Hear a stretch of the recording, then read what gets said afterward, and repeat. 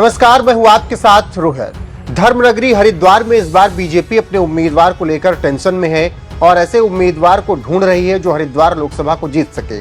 इसीलिए मोदी शाह की नजर जिताऊ उम्मीदवार पर है। जी हां, बीजेपी 400 पार के नारे के साथ इस बार चुनावी मैदान में है और इसीलिए फूंक फूंक कर कदम रख रही है और हर सीट पर अपने उम्मीदवार की जन्म कुंडली खंगाल रही है और जीत आश्वस्त होने पर ही टिकट फाइनल कर रही है।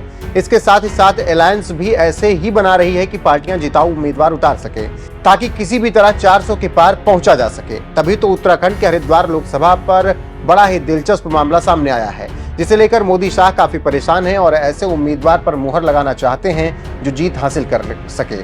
आप जानते हैं कि उत्तराखंड में 5 लोकसभा सीटें हैं। दोनों पार्टियां जीत का दावा कर रही हैं, लेकिन हरिद्वार का चुनावी समर उनके लिए उतना आसान नहीं माना जा रहा।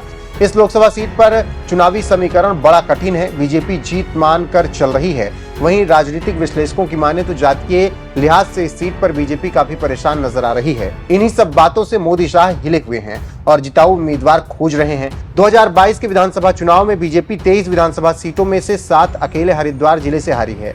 इनमें भगवानपुर, झबरेड़ा, ज्वालापुर, हरिद्वार ग्रामीण और पिरान कलियर सीट है और ये कांग्रेस के पास है। मंगलौर और लक्सर बसपा के खाते में है। वहीं खानपुर से निर्दलीय उम्मीदवार ने जीत हासिल की थी।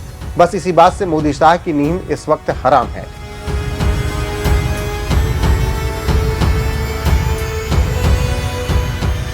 तो कुछ इस तरीके से अभी चुनावी गणित है, मतलब सीधा है कि आंकड़े इस बार बीजेपी के पक्ष में नहीं है और इसीलिए बीजेपी परेशान है और माथापच्ची कर रही है कि ऐसा उम्मीदवार मिल जाए जो पार्टी को जीत का स्वाद फिर से चखा सके।